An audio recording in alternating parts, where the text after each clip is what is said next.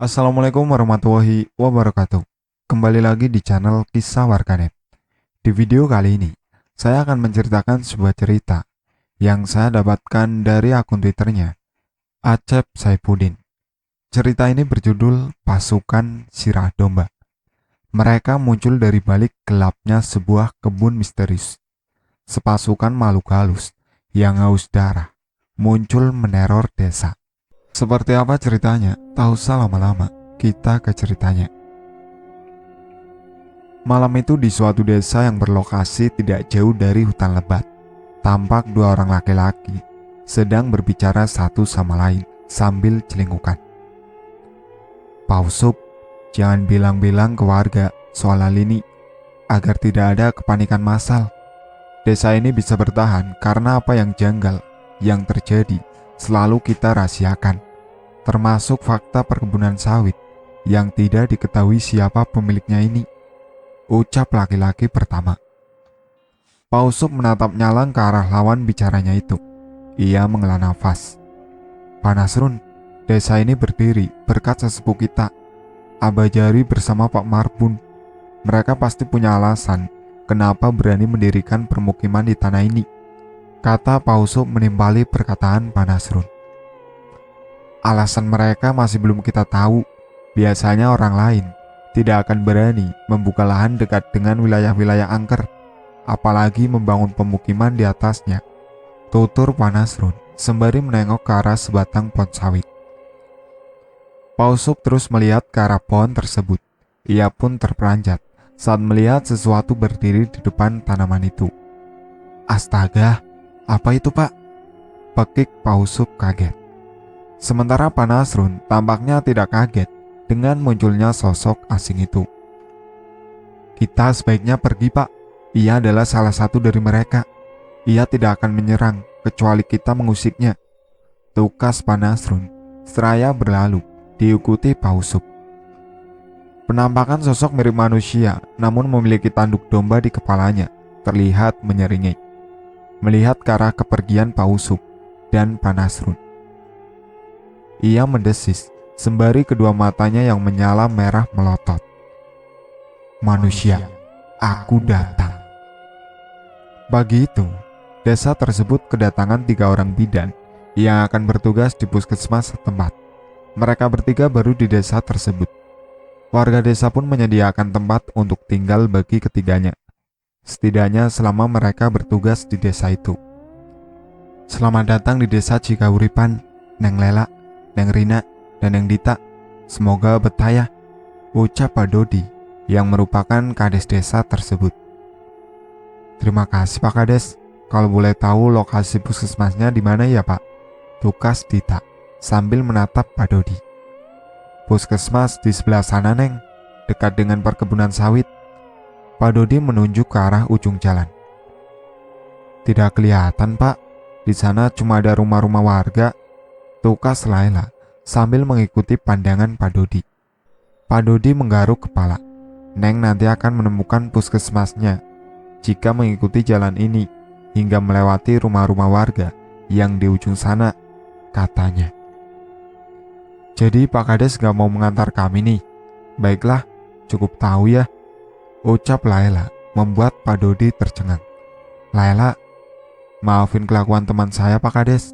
Dia orangnya kadang-kadang suka sedeng," kata Rina sambil menatap gusar ke arah Laila. "Tidak apa-apa Neng Rina, sekarang saya jadi tahu kalau Neng Laila suka bercanda," tukas Pak Dodi. "Kalau begitu saya antar kalian ke puskesmasnya." Pak Dodi bersama Dita dan kawan-kawan berjalan melalui jalan desa menuju puskesmas. Bersama mereka turut serta Pak Usup yang tampak sesekali menoleh ke belakang. Ia melihat ke arah Pak Nasrun yang sedang berdiri di depan balai desa sambil menggerak-gerakkan kedua tangan seperti sedang memberi isyarat.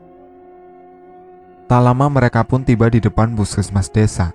Puskesmas terletak di pinggir jalan desa bersama dengan pepohonan sawit. Jarak puskesmas dengan pemukiman warga mencapai sekitar 50 meteran. Otomatis untuk mencapai puskesmas harus berjalan cukup jauh. Sementara di desa jarang sekali ada kendaraan bermotor, baik roda 2 maupun roda 4. Sesampainya di depan puskesmas, mereka berdiri cukup lama sambil sesekali saling pandang, seperti sedang merasa gamang. Puskesmas ini berhantu. Pasti setiap malam ada kuntilanak di kamar sebelah kanan yang pertama, ucap Laila, membuat semuanya tercengang. Jangan ngawur lah, kalau begini bisa-bisa aku nggak jadi tugas di sini, sergah Rina dengan gusar. Pak Dodi terkekeh mendengar perkataan Laila. Jangan mengada-ngada, Neng. Hantu yang Neng takutin tidak pernah ada di sini. Jangan berasumsi yang tidak-tidak, ucapnya. Pak Kades jangan suka menyembunyikan fakta deh. Katakan saja yang sebenarnya, kata Laila sambil memasang wajah mengejek. Saya rasa kita bisa mulai bertugas nanti malam, teman-teman. Kita bertiga bertugas bersama-sama. Saya percaya Pak Kades kok, kata Dita disambut deman Laila. Dem Laila membuat Pak Usup yang sedang berada di samping puskesmas menoleh. Ia kemudian melihat ke arah sebatang pohon sawit yang berjarak sekitar 5 meteran dari puskesmas. Adik-adik, sebaiknya kita melihat-lihat isi puskesmas, biar nanti adik-adik tidak merasa kagok saat bertugas, ucap Pak Usup, seraya menghampiri Pak Dodi dan Rina, Dita, juga Laila. Setelah Pak Usup membuka pintu puskesmas, mereka pun memasuki puskesmas untuk mengetahui setiap sudut di dalam ruangan layanan kesehatan masyarakat itu. Laila mengamati setiap jengkal ruangan, kemudian pandangannya tertuju pada lorong di antara 2 toilet yang saling berhadapan. Ia seperti mendengar suara seseorang sedang menyalakan keran. Saat menoleh ke belakang, semua orang lengkap, tidak ada yang sedang pergi. Laila kemudian menghampiri Dita dan mengajaknya ke depan 2 toilet itu. Ada apa sih, La? Kok tiba-tiba mengajakku ke sini? Dita terlihat penasaran. Coba kamu dengarkan, Dit. Laila menyilangkan telunjuk di depan bibirnya. Dita mencoba memperdengarkan suara yang sebelumnya terdengar oleh Laila. Ih, kamu nih, aku tidak mendengar suara apa-apa selain suara Pak Kades dan yang lain di ruangan tengah, kata Dita terlihat gusar. Loh, kok suaranya nggak ada ya? Padahal tadi aku mendengar suara seperti keran yang dibuka, tutur Laila bingung. Kamu terlalu paranoid, lah. Mana ada suara-suara begitu? Sementara di toilet tidak ada siapa-siapa, tukas Dita, seraya pergi meninggalkan Laila.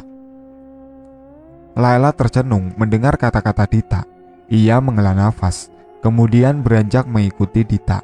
Namun, baru 2 langkah ia berjalan, terdengar lagi suara keran dibuka, dengan suara air mengalir, yang terdengar jelas dari arah toilet sebelah kiri, yang merupakan toilet perempuan. Karena penasaran, Laila pun mengintip melalui celah pintu toilet yang renggang. Karena tidak ditutup dengan benar. Saat mengintip, Laila terperanjat menyaksikan sesosok makhluk berbadan seperti manusia, namun sangat besar dan tingginya mencapai langit-langit, serta memiliki sepasang tanduk seperti tanduk domba di kepalanya. Makhluk besar tersebut terlihat sedang mencuci kedua tangannya, sembari bergumam. Wastafel ini terlalu kecil dan rendah buatku. Manusia memang tidak pernah membuat benda ini menjadi lebih besar lagi. Laila yang melihat penampakan itu lantas pergi ke ruang tengah, di mana teman-temannya, serta Pak Dodi dan Pak Usup menunggu. Neng Laila, habis dari mana? Tanya Pak Dodi sambil menatap penasaran ke arah Laila yang tampak seperti sedang ketakutan. Laila belum menjawab. Ia mengatur nafasnya yang tersengat, mencoba menenangkan diri. Kamu melihat sesuatu kah? Pak Usup menatap penuh selidik ke arah Laila. Anu Pak, di kamar mandi ada... Laila tidak melanjutkan kata-katanya saat Pak Usup memberi syarat agar ia berhenti berbicara. Tentu saja yang lain dibuat penasaran oleh tingkah Laila dan Pak Usup. Ada apa sih, La? Kamu melihat apa di toilet? Tanya Rina penasaran. Pasti suara keran lagi. Kamu masih ada paranoid lah. Itu kan sudah lama dan juga bukan di sini, kata Dita sambil menatap gusar ke arah Laila. Pak Dodi mencoba menenangkan suasana. Ia paham betul jika di desa yang dipimpinnya selalu saja ada hal ganjil yang terjadi. Mungkin sebaiknya kita mengantarkan adik-adik ini ke rumah yang akan menjadi tempat tinggal mereka selama bertugas di desa ini, Pak Usuk. Apapun yang terjadi, beritahu kami adik-adik, ujar Pak Dodi sambil mengedarkan pandangannya ke semua orang. Pak Usuk mengangguk setuju. Mari adik-adik, ucapnya. Kita bersama teman-teman pun mengikuti Pak Dodi dan Pak Usuk menuju rumah yang telah disediakan untuk mereka menetap. Rumah tersebut berada di belakang rumah-rumah warga setelah berbelok dari jalan desa ke gang kecil di antara rumah-rumah.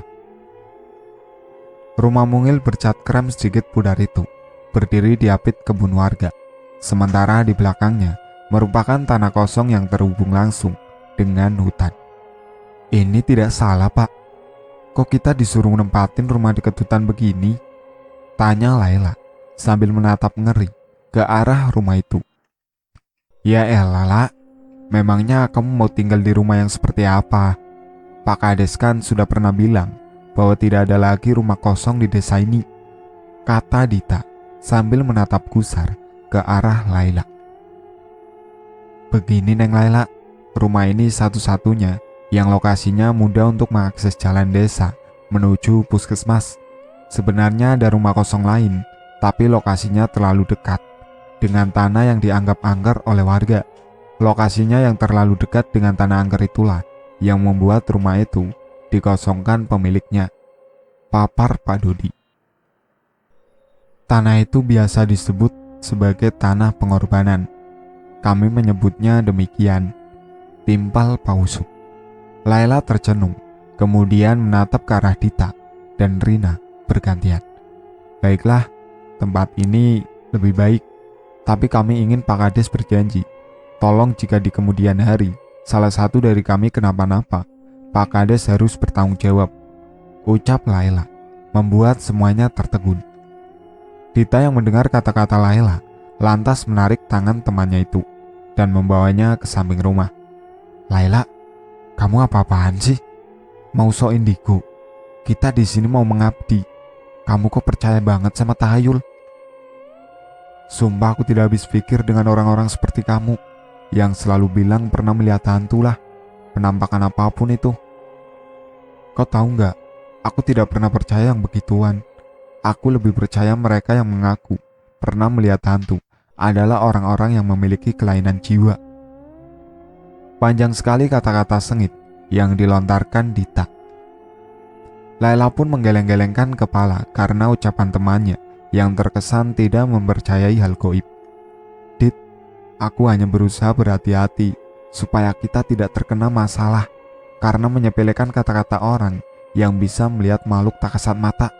Ingat Dit, kita hidup tidak sendirian. Makhluk gaib itu nyata adanya.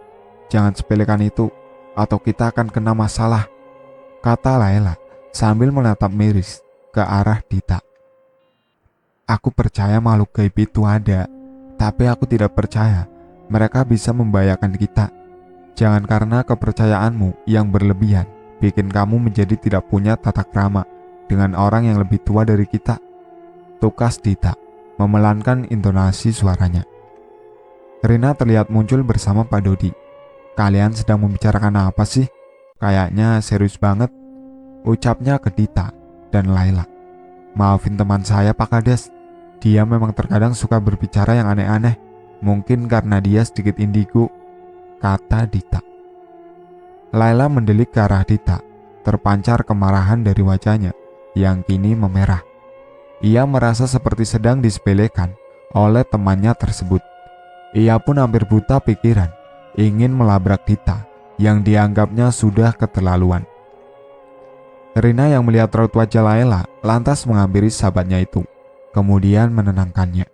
Sabarlah, memang tidak semua orang bisa memaklumi keadaan kita. Banyak-banyak bersabar, bisiknya ke telinga Laila yang terlindungi kerudung berwarna putih. Pak Dodi seolah dapat menebak apa yang sedang dipikirkan Laila. Ia pun berujar, "Saya bisa memaklumi apa yang kamu khawatirkan. Saya siap bertanggung jawab jika terjadi suatu hal yang tidak diinginkan pada kalian. Saya percaya dengan adanya makhluk-makhluk gaib yang hidup berdampingan dengan kita. Saya pun pernah menyaksikan sendiri penampakan beberapa di antara mereka." Dita tercengang mendengar penuturan Pak Dodi. Ia menggelengkan kepala. Ia kemudian menatap ke arah Rina dan Laila bergantian. "Sekarang kita bisa menempati rumah ini, suka ataupun tidak. Jangan banyak menuntut, karena itu sangat egois," kata Dita, kemudian menghampiri Pak Usup yang selesai membuka pintu rumah. Beberapa lama kemudian, ketiga bidan desa itu pun sibuk membereskan seisi rumah, mulai dari ruangan depan hingga halaman belakang. Laila yang merasa tidak nyaman dengan rumah itu, merasakan seperti ada pergerakan seseorang di belakang rumah, padahal Rina dan Dita berada di ruang tengah. Sedangkan Pak Dodi dan Pak Usup telah kembali ke balai desa. Laila kemudian menghampiri pintu belakang yang langsung mengarah ke halaman yang berbatasan dengan tanah lapang. Ia membuka pintu tersebut, kemudian melihat-lihat halaman belakang. Tidak ada siapapun di sana, namun saat menoleh ke belakang, ia kembali merasakan seperti ada seseorang yang sedang berjalan di halaman belakang tersebut. "La, kamu sedang apa? Kenapa berdiri lama di depan pintu belakang begitu?" ujar Rina yang muncul dari ruang tengah. Laila terperanjat kaget karena merasa dikejutkan oleh Rina.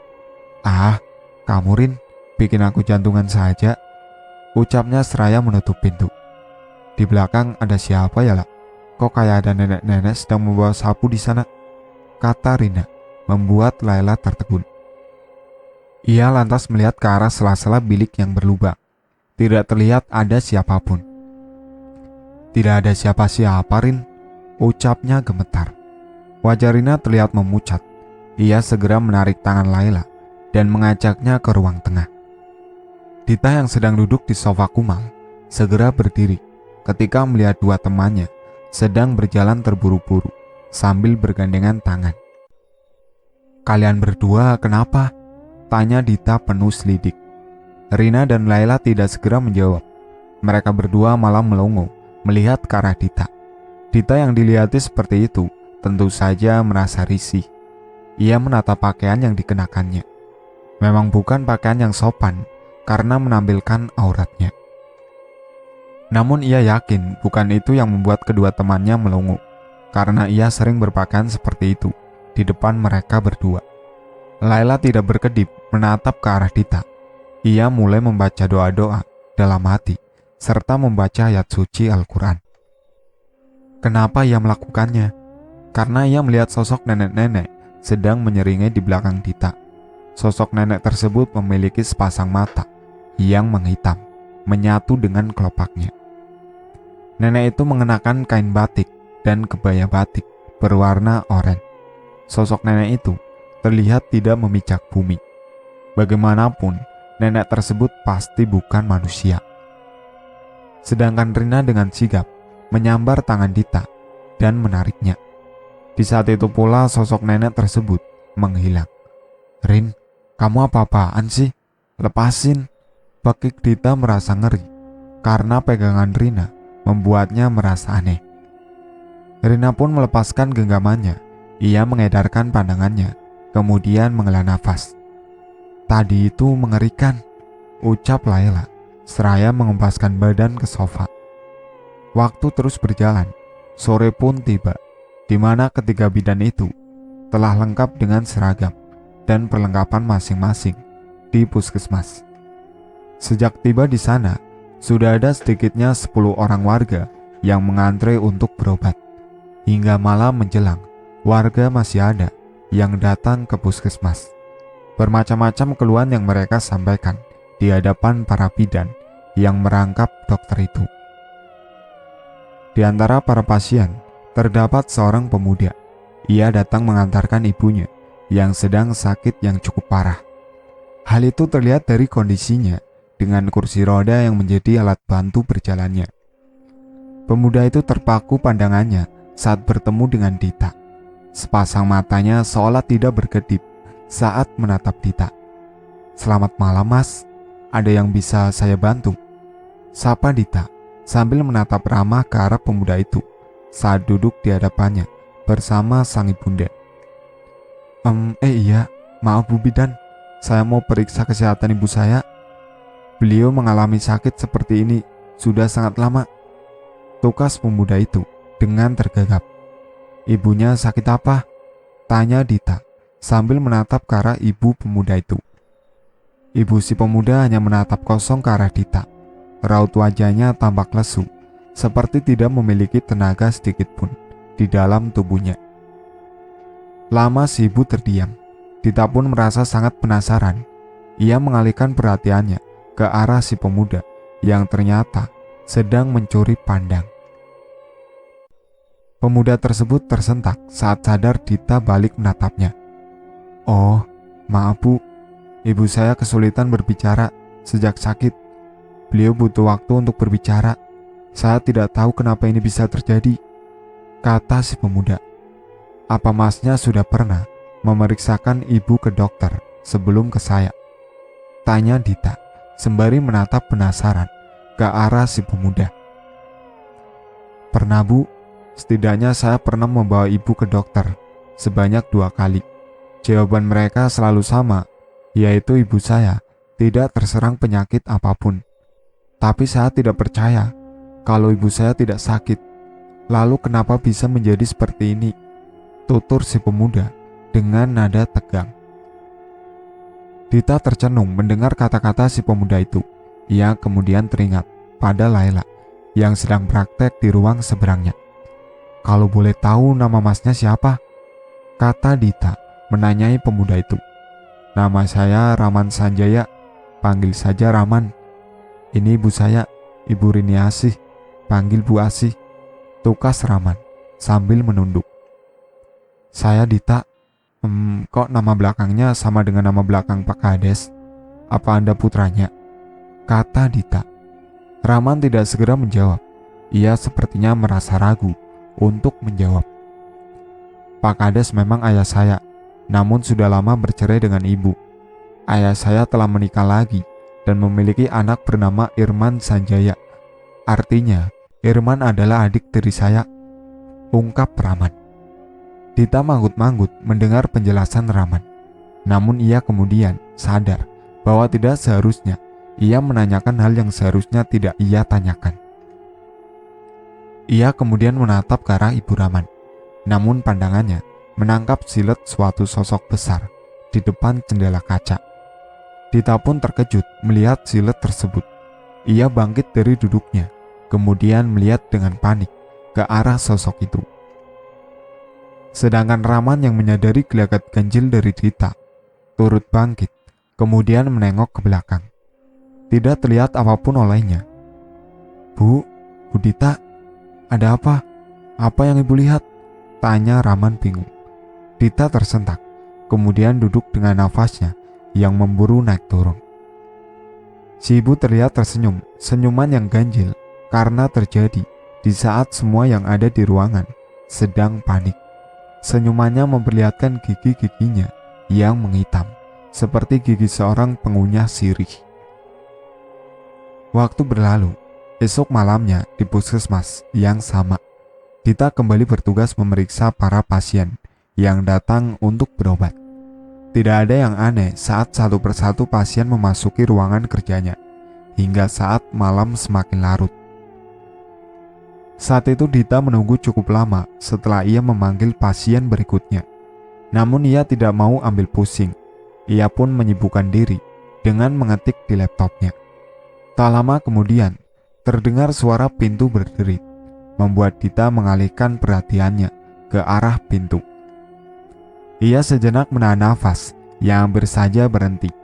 Ia terkejut sekaligus takut bukan main saat melihat sosok makhluk berbadan tinggi dan besar memasuki ruang prakteknya. Makhluk itu memiliki sepasang tanduk seperti tanduk domba di kepalanya.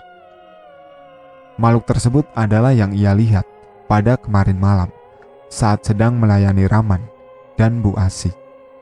Lama Dita terpaku tanpa dapat berkata sepatah kata pun. Ia benar-benar merasa takut dan ngeri melihat penampakan menakutkan tersebut. "Selamat malam Bu Dokter, saya ingin berkonsultasi dengan Anda," ujar makhluk besar itu dengan suaranya yang paruh menggelegar. Dita gemetaran. Ia tidak dapat berbuat apapun.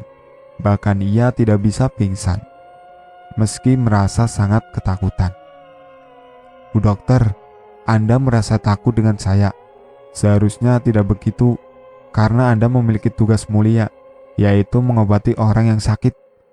Perkenalkan, saya Asot dari klan Parta, klan yang lebih suka menjalani hidup damai bersama manusia," tutur makhluk bernama Asot tersebut. Dita masih terpaku hingga kemudian ia akhirnya dapat mengendalikan diri. Silakan Pak Asot, ada yang bisa saya bantu?" ucap Dita tergagap. "Saya kemarin sebenarnya bukan untuk berobat. Saya ingin memberitahu Anda sesuatu. Saya juga memiliki permintaan untuk Anda Bu Dokter," papar Asot dalam posisi masih berdiri. Badan Asot yang tinggi menjulang hingga langit-langit membuat Dita harus menengadah. "Apa itu Pak Asot?" tanya Dita masih dengan suara gemetar. "Kedatangan Anda sangat kami tunggu Bu Dokter. Klan Raspati yang merupakan musuh kami sedang berencana untuk melenyapkan desa ini. Mereka juga akan membunuh seluruh penduduk desa hingga desa ini kembali menjadi hutan belantara. Kami dari klan Parta tidak akan membiarkan hal itu, karena bagi kami memerangi manusia sangat tidak dibenarkan, apalagi memerangi manusia-manusia berhati baik seperti mayoritas warga desa ini," tutur Asot. "Sudah cukup para manusia membunuh sesama atas dasar perbedaan prinsip. Jangan sampai mereka menjadi seperti kami, klan Parta, yang sekarang hanya tersisa 4 orang. "Apa hubungannya dengan saya?" tanya Dita. Asot tidak langsung menjawab. Ia tampak celingukan dengan cemas. "Aku harus pergi. Nanti saya akan kembali menemui Anda Bu Dokter," ucap Asot yang secara mendadak ia keluar dengan terburu-buru. Setelah Asot benar-benar keluar dari puskesmas, Dita langsung berlari ke ruang praktek Laila. Tanpa basa-basi, ia membeberkan apa yang baru saja dialaminya. Laila mengucapkan kalimat tasbih Subhanallah setelah mendengar pemaparan Dita. Dita terkejut saat menyadari respon Laila yang biasa-biasa saja, seolah apa yang ia alami adalah sesuatu yang biasa. Ia juga merasa heran karena Laila tidak menyangkalnya. "Lah, kok kamu seperti tidak merasa aneh dengan apa yang baru kualami? Makhluk itu benar-benar ada," kata Dita dengan nada panik. "Iya, aku tahu Dit. Apa yang kamu lihat, aku juga sudah pernah melihatnya," tukas Laila sembari menatap ke arah Dita. "Apa? Kamu melihatnya di mana? Apa dia sempat berkenalan denganmu?" tanya Dita, membuat Laila tercengang. "Apa maksudmu berkenalan denganku?" tanya Laila bingung. "Jadi dia tidak menemuimu?" ucap Dita setengah bergumam. Malam semakin larut saja. Ketiga bidan tersebut malam ini harus tetap berjaga di puskesmas karena khawatir ada pasien yang datang malam-malam. Sembari berjaga itu, Dita berkumpul bersama Rina dan Laila di ruang prakteknya sendiri. "Pak Husen sudah pulang kan?" tanya Dita sambil menatap ke arah Rina dan Laila bergantian. "Iya Dit, memangnya kenapa?" tukas Rina sambil menatap Dita penasaran. Dita kemudian menceritakan kembali apa yang dialami beberapa waktu lalu sambil menunjuk lokasi di mana Asot sebelumnya berada. "Kamu tidak lari Dit?" tanya Rina dengan perasaan ngeri. "Aku tidak mungkin bisa keluar dari sini. Dia berdiri tepat di situ, depan pintu, jadi ngalangin aku untuk keluar." Dita menunjuk-nunjuk pada area depan pintu ruangan itu. "Duh, Mana dia akan kembali lagi? Katanya ingin berbicara banyak denganku. Laila dan Rina saling pandang. Sebaiknya kita melaporkan ini pada Pak Kades. Ini tidak bisa dibiarkan, kata Laila dengan wajah serius. Dita setuju dengan usul Laila, maka ia secepatnya mengambil handphonenya untuk menghubungi Pak Dodi. Namun tiba-tiba Rina mencegahnya. Dit, sebaiknya jangan tergesa-gesa menghubungi Pak Kades. Ini akan berakhir tidak baik jika sampai Pak Kades tahu hal ini dan menyebarkan pada warga. Rahasia pasukan Siradomba jangan sampai diketahui warga desa. Kata-kata Rina sukses membuat Dita dan Laila melotot. Mereka terkejut dengan kata-kata Rina yang seolah-olah bukan ucapannya. Kamu? Dita menatap kedua mata Rina yang pupilnya berubah warna menjadi biru terang. Rina, apa yang terjadi denganmu? Ucap Laila terkejut. Malam terus berlalu hingga pagi pun tiba. Saat ini merupakan giliran bagi ketiga bidan itu untuk melepas penat karena bertugas semalaman di puskesmas. Sementara pada pagi hingga sore tiada yang bertugas di sana, padahal banyak warga yang ingin berobat pada waktu tersebut. Ketiadaan tenaga medis yang bersedia bertugas di desa tersebut membuat warga desa kesulitan untuk berobat. Jika ingin berobat pada siang, mereka harus menempuh jarak yang cukup jauh ke desa sebelah. Seharusnya waktu beristirahat digunakan untuk istirahat, namun tidak bagi Dita yang memilih pergi keluar desa, tepatnya ke suatu tempat yang dinamakan Taman Ramayana. Ia pergi bersama Doni yang merupakan kekasihnya yang baru saja tiba untuk mengunjunginya. Taman Ramayana, sebagaimana namanya, merupakan suatu taman yang mengelilingi alun-alun dengan kolam air mancur di tengah-tengah. Taman tersebut selalu ramai pengunjung terutama di siang hari. Kebanyakan pengunjung merupakan pasangan muda-mudi maupun keluarga yang ingin menikmati indahnya panorama di taman itu. Dita bersama Doni tampak berjalan menyusuri jalan setapak di antara bunga-bunga berwarna-warni yang begitu indah dipandang mata. Mereka saling berbicara manis seperti yang biasa dilakukan pasangan di mabuk asmara. Bunga-bunga di taman ini begitu indah, namun dirimu tetaplah yang terindah. Begitu kata-kata klasik yang biasa dilontarkan laki-laki kepada perempuan yang keluar dari mulut Doni. Dita tersenyum kemudian terkekeh. Masa iya sih? Bohong banget ah. Seperti playboy aja pakai gombalan segala. Ucapnya membuat Doni menggaruk kepala. Namanya juga sedang berusaha menjadi cowok romantis, tukas Doni sambil menatap ke arah Dita. Begitu ya Yang, sudah melihat kan desa yang jadi tempatku bekerja? Menurut kamu bagaimana? Kata Dita sambil balik menatap kasihnya itu. Doni terlihat seperti sedang berpikir sebelum ia menjawab pertanyaan Dita. Desa itu terpencil. Aku mengakui lokasinya terlalu jauh dari desa temanku. Tempatnya terlalu terpencil.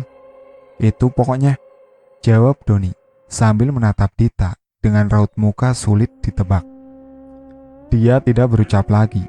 Ia termangu menatap ke arah bunga-bunga. Di kejauhan terlihat seorang pemuda bersama perempuan berkebaya hitam yang duduk di kursi roda. Pemuda tersebut adalah Raman yang sedang menemani ibunya berjalan-jalan di taman. Raman telah mengetahui jika Dita sedang berada di taman bersama pacarnya. Oleh karenanya ia hanya memperhatikan gadis itu dari kejauhan sembari membatin. Dita rupanya sudah punya kekasih. Aku memang tidak memiliki keberanian untuk mendekati dia. Apalagi aku baru pertama kali bertemu dengannya di puskesmas. Rasanya terlalu mustahil bagiku mendekatinya. Gumamnya tanpa menyadari ibunya sedang memperhatikan gelagatnya. Ibunya Raman atau Bu Asi tampak menyipitkan kedua matanya. Bibirnya seperti sedang komat kamit. Tidak akan kubiarkan anakku mendekati perempuan laknat itu. Begitu kata-kata yang diucapkan Bu Asi, meski tidak dapat terdengar oleh siapapun. Sementara Dita yang masih terpaku pada setangkai bunga berwarna biru muda menghela nafas saat tahu ada sesuatu di bunga tersebut. "Kau masih mengingatku, Bu Dokter?" Suatu suara paruh muncul dari bunga tersebut. "Kau?" ucap Dita, membuat Doni terheran-heran. "Sayang, kamu bicara apa?" Doni menatap bingung ke arah Dita. "Oh, gak apa-apa sayang. Tadi aku sedikit ngelindur," jawab Dita sambil tergagap. "Mungkin kamu kecapean karena tugas semalaman. Sebaiknya kita pulang, biar kamu bisa beristirahat," kata Doni mengajukan saran. Dita menggeleng.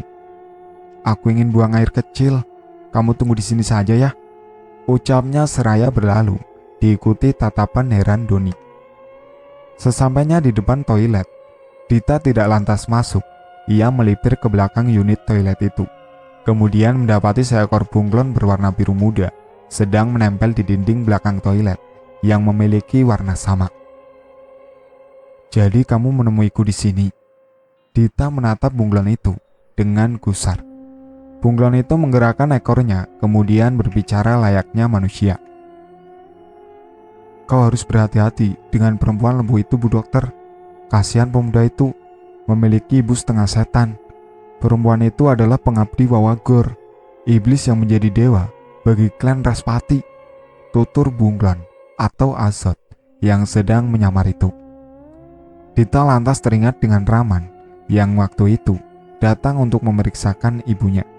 Saat itu ia sempat melihat makhluk yang perawakannya seperti Azot, namun ia ragu jika itu adalah Azot, mengingat warna sinar matanya bukan biru muda, melainkan merah tua.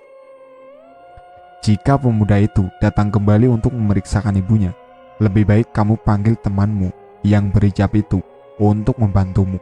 Sangat beresiko jika perempuan itu tiba-tiba menyemburkan bisanya padamu." Azot melanjutkan kata-katanya. "Lalu apa yang bisa kulakukan untukmu?" tanya Dita seraya menatap Azot. "Kamu hanya perlu menjaga kujang mini ini, bukan pusaka yang ampuh. Namun ini bisa menyelamatkanku dan teman-temanku. Jaga kujang ini dan jangan sampai jatuh ke tangan perempuan pengabdi Wawagor itu," papar Azot sembari menjulurkan lidahnya. Dari lidah bunglon jelmaan Azot muncullah sebilah kujang berukuran kecil dengan gagang berwarna coklat serta bilanya yang mengkilat terkena sinar matahari. Dengan ragu-ragu, Dita mengambil kujang tersebut. Mendadak ia merasakan sekujur tubuhnya sangat panas, seperti sedang terbakar. Tahan rasa terbakar itu lebih baik daripada menyaksikan pembantaian atas dasar perbedaan prinsip, kata Azot yang menyaksikan Dita meringis menahan panas yang tidak tertahankan. Setelah kujang tersebut berhasil diambilnya, perlahan perasaan terbakar yang dirasakan Dita memudar. Di saat itu juga mendadak Doni muncul di belakang Dita. "Sayang, kamu rupanya sedang di sini. Apa yang sedang kamu lakukan?" ucap Doni penasaran. Di desa, di rumah tinggal Laila dan kawan-kawan, tampak Laila dan Rina sedang duduk-duduk di ruang tamu sambil berdiskusi. "Kalau pasiennya bandel, ketok ajarin, gak perlu susah-susah," kata Laila setelah mendengar curhatan Rina. "Kamu sih enak ngomong begitulah, ketok orang bisa dipidanakan loh," sergah Rina tidak setuju. "Rin, menurut kamu makhluk itu benar-benar ada gak sih?" Laila mengalihkan topik pembicaraan. "Lah, kan kamu yang melihat sendiri lah. Malah nanya ke aku yang belum pernah melihat mereka," tukas Rina tanpa mengalihkan perhatian dari buku bacaannya. Laila terkekeh sambil meraih buku yang sedang dibaca Rina. "Langit romantis di negeri Sakura." "Alah, dasar melankolis," ucap Laila setelah melihat judul buku yang dibaca Rina. "Lah, Dita kok belum pulang juga ya? Sudah jam 5, dia masih saja kelayapan di luar," kata Rina tanpa mempedulikan ledekan Laila. "Kan dia pergi sama Doni, Rin. Kenapa juga harus dipertanyakan dia jam segini belum pulang?" tukas Laila. Terdengar suara benda jatuh dari arah dapur. membuat Rina dan Laila saling pandang. Kucing kali Rin, di sini kan tidak ada siapa-siapa lagi selain kita berdua, kata Laila mencoba menepis kepenasaranan. Suara benda jatuh kembali terdengar, membuat keduanya bangkit dari duduk. Aku ingin tahu, benda apa yang jatuh di dapur, Lak? Seingatku tidak ada barang yang kutaruh sembarangan di dapur, kata Rina, seraya berlalu menuju dapur. Laila yang merasa bulu kuduknya merinding, lantas mengikuti Rina setelah menaruh bukunya Rina di atas meja. Sesampainya di dapur, Rina dan Laila tidak menemukan benda apapun yang tergeletak di lantai. Mereka pun penasaran. Seperti biasa, Laila melongok melalui lubang pintu yang mengarah ke belakang. Ia melihat nenek-nenek yang waktu itu menampakkan diri di belakang Dita, sedang menyeringai ke arahnya. Nenek tersebut mengenakan kebaya berwarna hitam, serta membawa sapu lidi bergegang panjang. Nenek itu sebenarnya siapa sih? Kenapa selalu menampakkan diri di sekitar sini? Gumam Laila dengan perasaan tidak menentu. Rina terlihat ketakutan saat turut melihat keluar pintu. Ia juga melihat penampakan nenek tersebut. Mendadak suatu benda berat jatuh di belakang mereka berdua. Saat menoleh, terlihatlah seonggok tulang belulang manusia dengan tengkoraknya menghadap ke arah mereka berdua. Laila dan Rina pun menjerit sembari berlari ke ruang tamu untuk selanjutnya keluar dari dalam rumah. Beberapa saat kemudian di depan rumah itu, Pak Dodi dan Pak Usup menatap ke arah dua gadis yang sedang ketakutan itu. Seharusnya kalian tidak perlu takut terhadap nenek itu serta sihir-sihirnya. Dia sedang berusaha mengusir kalian dari rumah itu. Tapi kami tidak akan tinggal diam, ujar Pak Usup sambil mengedarkan pandangannya. Dulu rumah ini ditinggali seorang wanita yang memiliki nenek seorang dukun beranak, namun memiliki ilmu hitam. Konon ilmu hitam itu membuat sang nenek tidak bisa mati. Ia seringkali datang kemari untuk melindungi cucunya atau mengusir orang lain yang mengisi rumah ini, tutur Pak Dodi. Lalu, apa kami tidak bisa pindah rumah, Pak? Kan rumah ini ada penunggunya, tukas Laila sambil menatap gusar ke arah Pak Dodi. Kalau soal itu, saya belum bisa memutuskan, Dek. Rumah kosong dekat tanah pengorbanan kondisinya cukup mengkhawatirkan. Rumah itu sudah mulai rusak dan membutuhkan perbaikan segera, dan itu tidak bisa instan, kata Pak Dodi. Laila terdiam, kemudian melihat ke arah Rina yang tampak mengangkat bau. Apa Bapak tidak bisa mengusir nenek itu? Tanya Laila. Saya tidak mungkin melakukannya, mengingat ia juga adalah pemilik rumah ini. Yang bisa saya lakukan hanya mencoba meminta izin, dan itu sudah saya lakukan. Soal diberi izin atau tidak, saya tidak tahu. Ia tidak pernah merespon, papar Pak Dodi seraya menghela nafas. Saya akan membuat pagar gaib supaya ia tidak mengganggu kalian lagi. Namun pagar gaib, seperti halnya pagar biasa, akan rusak seiring waktu berjalan. Ketika gangguan kembali muncul, kalian harus memberitahu kami, usul Pak Usup. Setelah Pak Usup selesai membuat pagar gaib di sekeliling rumah yang ditempati Laila dan kawan-kawan, kini rumah tersebut tidak lagi didatangi sosok nenek bersapu gagang panjang itu. Meski begitu, bukan berarti gangguan selesai setelah tiadanya sosok nenek tersebut. Tantangan lainnya kini adalah di puskesmas yang menjadi tempat mereka bertiga melakukan tugas rutin. Terlebih mereka bertugas selalu pada malam hari, terutama setelah tenaga medis bertambah 2 orang yang khusus bertugas pada siang hari. 2 orang itu adalah Arman dan Yakub. Mereka berdua yang kini bertugas pada malam hari, sedangkan para dokter perempuan akan bertugas pada siang hari. Meski kadang-kadang mereka harus siap jika dipanggil untuk bertugas pada malam. Sampai di sini ceritanya. Nantikan cerita kelanjutannya di part berikutnya. Sekian dari saya. Wassalamualaikum warahmatullahi wabarakatuh.